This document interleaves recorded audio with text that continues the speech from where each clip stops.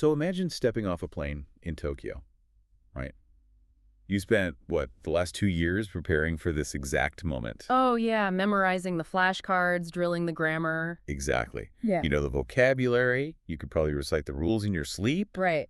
but then within like 30 seconds of actually trying to ask for directions at the train station, you realize you're just completely drowning. Because the textbooks, I mean, they give you the words, but they absolutely cannot teach you that unspoken, invisible rhythm of a society. It's just totally absent from the page. Yeah, the vocabulary is really just the map. But a map doesn't tell you how hard the wind is blowing or, how steep the climb actually feels once you're on the mountain. Right, right. When you are suddenly immersed in a new culture, you're navigating this crazy landscape of subtle tones and complex social dynamics and pacing, and formal education just completely ignores that. You realize very quickly that language isn't just like data transfer. No, not at all. It's this intricate behavioral dance. Which perfectly brings us to our mission for today's deep dive. We are looking at a really fascinating stack of research today. We've got stuff covering language psychology, the rise of unscripted audio learning. Yeah, and even the sociological breakdown of metropolitan archetypes, which is wild.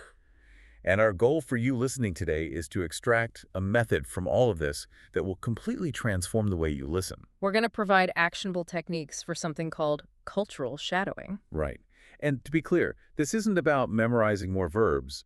This is about using audio, specifically podcasts, to bypass the textbook and literally absorb the psychological reality of a culture. But to get there, we really have to rethink the entire foundation of language acquisition. Because it's not what we've been taught, is it? No. The psychological research we're looking at argues that learning a language is not this cognitive exercise of just storing information in your brain. Right. It frames language as a psychological bridge between your current reality and a target culture. And crossing that bridge requires a massive shift in behavior. Okay, what kind of shift? You have to completely abandon passive listening. Wait, really? So having a Spanish or Japanese podcast playing on low volume in the background while you fold laundry or answer emails, that isn't actually helping you cross the bridge.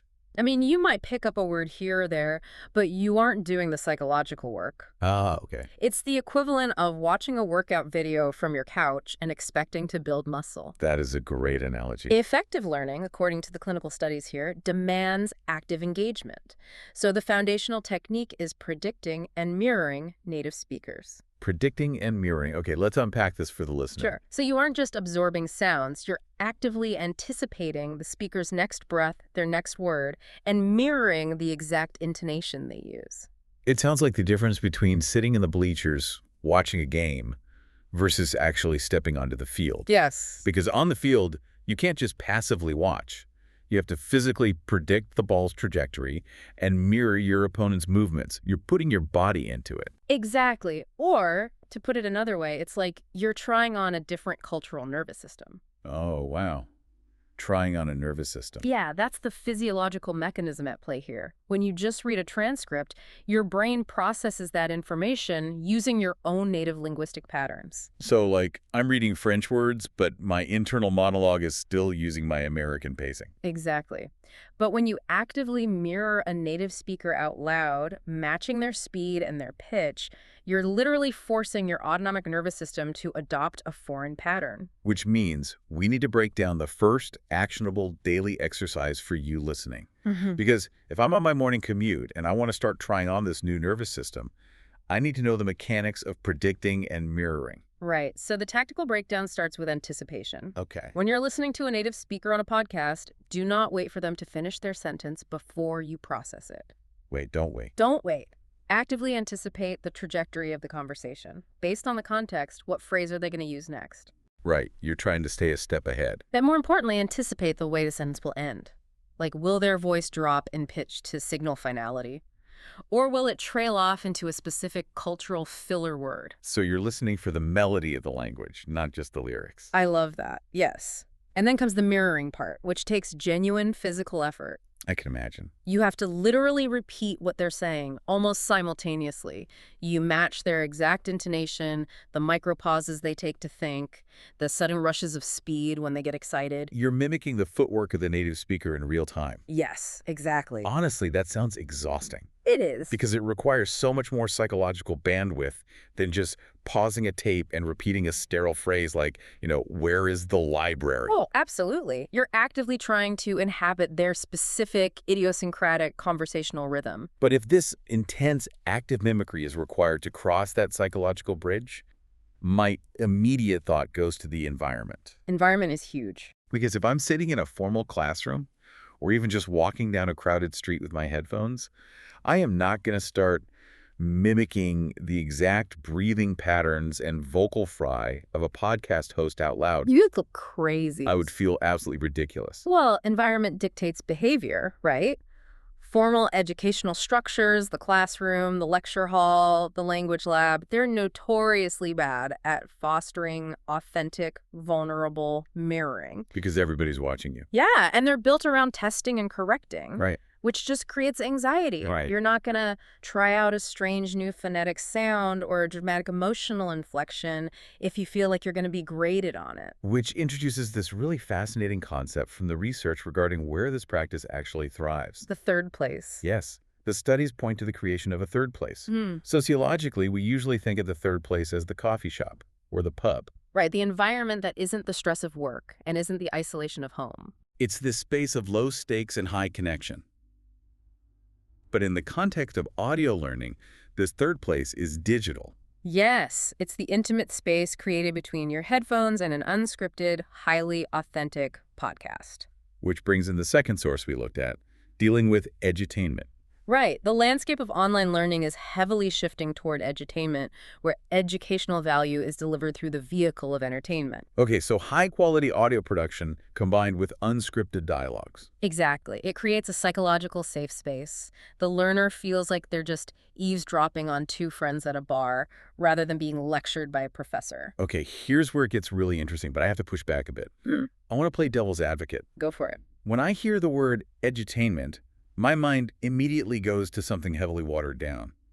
Doesn't the entertainment part dilute the learning? It's a fair question. Like, if I'm trying to master complex grammar structures, can we really rely on unscripted banter instead of a structured lesson plan? It feels risky. If I'm just listening to unscripted tangents, I don't have clear objectives. I'm just swimming in chaos. That is the most common skepticism directed at this model, but the research addresses it head-on. Oh, really? How? The chaos is actually the objective. Wait, the chaos is the point. Yes. Scripted lessons in traditional textbooks intentionally strip away the messiness of human connection to make the grammar visible. Oh, I see. They clean it up. They clean it up too much. In doing so, they completely fail to capture reality. I mean, nobody speaks in perfectly parsed, grammatically flawless paragraphs. Right. People interrupt each other constantly, like we're doing right now. Exactly. They use filler words. They laugh mid-sentence. They use sarcasm that completely negates the literal meaning of the words they're saying. And that is exactly why the unscripted nature of these dialogues makes the shadowing technique work so well. It's the messiness that you need to be practicing. By removing the formal structures and focusing on genuine human connection, podcasts provide the raw material you'll actually encounter in the real world. So in this digital third place, learners are free to practice making those weird sounds, rhythms, and mistakes they wouldn't dare try in a classroom. Because the audio feels intimate and non-judgmental. The intimacy of the headphones is key. It's just you and the host. Right. There's no teacher hovering over your shoulder judging your pronunciation. You can look like a total fool in the privacy of your own living room while you try to nail the exact inflection of a French comedian complaining about traffic. Exactly. Which brings us to the second actionable exercise for your daily listening. Let's hear it. Hunting for idioms and colloquialisms. Okay. The research explicitly notes that the third place of unscripted podcasts allows learners to absorb idiomatic expressions that traditional textbooks either completely ignore or severely mistranslate. Oh, definitely, because textbooks teach you to say, it is raining very hard today. Right. So stick. But an unscripted podcast host will just sigh and go, man, it's absolutely pouring out there. Yes. And the difference between those two sentences is the entire culture. So true. So your daily practice should be to seek out that unscripted audio. Look for the moments where the hosts are laughing, talking over one another, or getting heated about a topic. And the messy moments. Yeah, listen for the idioms they drop casually. Then rewind and shadow that specific moment. Okay, so I'm not just learning the words of the idiom. No, you're mirroring the exact cultural sigh, the inflection of annoyance or relief, pacing. You use the safe space of the podcast to practice the authentic rhythm of the language. It's like playing jazz. Oh, Yeah, you can't learn how to play jazz by only reading sheet music. that's a brilliant way to look at it. You have to listen to the improvisation, hear where the musicians hesitate, where they rush the beat, and then try to physically mirror that unpredictable rhythm on your own instrument. Well, the vocal tract is your instrument, and by practicing these unscripted idioms, you're tuning your instrument to the frequency of the target culture. Okay, so let's synthesize where we are for a second. We've established that language is a psychological bridge requiring active engagement. Right. No passive listening. We know the environment, this intimate digital third place of unscripted podcast banter. The edutainment space. Right. And we have the method, the active daily exercise of predicting and mirroring those messy, real-world conversational idioms. Yes. So we're putting in all this physical and psychological effort, but we really need to explore the ultimate destination here. The why behind it all. Exactly. What is the actual point of all this intense mirroring? Yeah. Is the goal simply to refine your accent so you can, pass for a local at a bakery? I mean, if the goal were just accent reduction, this would be nothing more than a neat parlor trick. Right. The research we looked at, especially the text on metropolitan archetypes, delves much deeper into the sociological implications. Shadowing isn't about hiding your origin. It allows you to explore modern human behavior by actively engaging in a dialogue between distinct cultural archetypes. Cultural archetypes. So we're moving beyond individual people now. Okay. Yeah. We're looking at the behavioral blueprints of entire cities or nations. Exactly. The literature specifically contrasts the distinct environments of major urban centers to illustrate this point. Like what? Well, it highlights the fast-paced cosmopolitanism of a city like London, and it contrasts that heavily with the slow-paced traditionalism found in certain Japanese business practices. Okay, London versus Tokyo. Yeah, and it also notes Moscow as its own distinct archetype with a very unique communicative rhythm.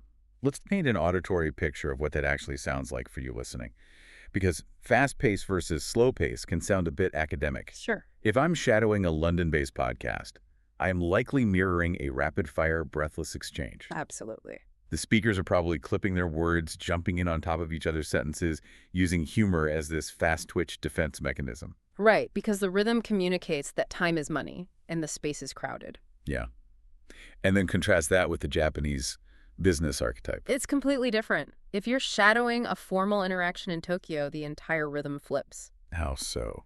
You're mirroring deliberate, measured pauses. Silence is no longer dead air that needs to be filled immediately. Wow. Oh. It's an active tool of communication used to show respect or to build consensus without direct confrontation. The pitch might be lower, the delivery smoother. So what does this all mean for the listener practicing at home? Like if I'm doing my daily shadowing exercise, Yeah. if I spend 20 minutes on Tuesday pacing my living room, breathlessly mimicking the hyper-individualistic, rapid-fire interruptions of a Londoner, Right. and then on Wednesday I switch my podcast and force my lungs to slow down, mimicking the deliberate, pause-heavy, respectful rhythm of a Tokyo negotiation. Yes. Am I essentially acting out a cultural dialectic in my own living room to test how it feels? Like a one-person play. You are embodying the dialectic. You hit the nail on the head. That's wild. And what happens when you do this is profound. By physically acting out those different paces, you gain what the sociologists call a meta-perspective. Meaning you step outside of the language itself. Exactly. You're seeing the overarching behavioral matrix that governs why people interact the way they do in different parts of the world. You move entirely beyond vocabulary. Completely. By deliberately contrasting the pace and rhythm of these different urban centers in your listening practice, you begin to physically understand the why behind the social interactions. The why. Yes. The why is the holy grail of cultural fluency. This is the mechanism that just blows my mind. Yeah. Because if you just read a textbook that says, London business culture is fast-paced and Tokyo business culture is slow-paced and relies on consensus. It's just words. Yeah, it's just a sterile fact on a page. It doesn't change you. Right. But if you're physically mirroring the cosmopolitan urgency of London, your heart rate literally changes. It does. Your breathing becomes shallower. You feel the anxiety and the drive right in your own chest. Your posture will likely shift too. Your physical tension mirrors the cultural tension. And conversely, if you're mirroring the traditionalist rhythm of Tokyo, you have to force your body to relax into the silence. Exactly. You feel the weight, the hierarchy, and the respect embedded in that slowness. You're internalizing the sociological why through the physical act of speaking its rhythm. Which sets up the final and perhaps most powerful, actionable tip for your shattering practice. The third daily exercise. Yes. Deliberately engineer this contrast. Okay, how? Don't just shadow one type of audio from one region. Use shadowing to map the global nervous system. Map the global nervous system. I love that phrasing. So spend 10 minutes shadowing the direct, distinct rhythm of the Moscow archetype.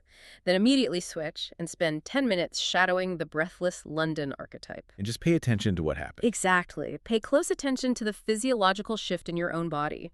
Notice how your breathing changes, how your facial expressions alter. You're using the language to decode the psychological blueprint of the culture. That's it. Traditional education tries to explain the why of a culture through lectures or history books or sociological essays. But this stack of research suggests that the most direct, visceral route to understanding a population is through the physical, psychological bridge of active shadowing. Yes, because it bypasses the intellect and goes straight to the nervous system. It's just so cool. Unscripted edutainment provides the raw, authentic behavioral data. And your active mirroring processes that data. It converts it from external noise into internal physical intuition. It completely reframes the tool we all have in our pockets right now. Oh, absolutely. We shouldn't be treating our podcast apps like a distraction or, a way to pipe background noise into our ears while we do the dishes. No, we should be treating these unscripted audio shows as high-fidelity training simulators for human behavior. The audio is the simulator, and your vocal cords are the controls. Exactly. Okay, I want to make sure we distill these daily exercises clearly for you listening, because the actionable steps here are incredibly powerful. Let's recap. We started by dismantling the textbook approach. Language is not a map. It's a psychological bridge. Right. And crossing it means abandoning passive background listening. So your first daily exercise is to practice active shadowing on your commute. Don't wait for the sentence to finish. Predict the speaker's intonation and mirror it simultaneously. And your second exercise leverages that digital third place. Seek out high-quality, unscripted podcasts, the edutaining. Where the chaos lives. Yes. Hunt for those messy idioms, the interruptions, the sighs, and shadow those specific unscripted moments to tune your instrument to the real-world frequency. Perfect. And your third exercise is to contrast the archetypes. Deliberately shift your shadowing practice between the fast-paced cosmopolitanism of a city like London and the measured traditional pacing of a Tokyo negotiation. And notice how your heart rate and breathing change. Use the physical act of speaking to unlock the deep sociological why behind global behavior. It is a complete paradigm shift. I mean, it takes the overwhelming murky waters of a new culture and actually gives you a physical method for navigating them. And it brings up a genuinely profound implication based purely on the text we've discussed today. Let's hear it. If language truly is a psychological bridge, and the act of shadowing forces you to physically adopt the nervous system and the why behind different cultural archetypes. Yeah. When you perfectly mirror the breathless urgency of London, or the respectful silence of Tokyo, are you merely learning a foreign culture? Or, through the physical act of mimicking their reality, are you actively altering your own psychological baseline in the process? Wow. Well, when you change your breathing to match the world, you inevitably change yourself. That is an incredible thought to leave you with today. Thank you for joining us on this deep dive. Take these shadowing techniques, step out of the passive bleachers, and try actively mapping a new nervous system with whatever you listen to next. We will see you next time.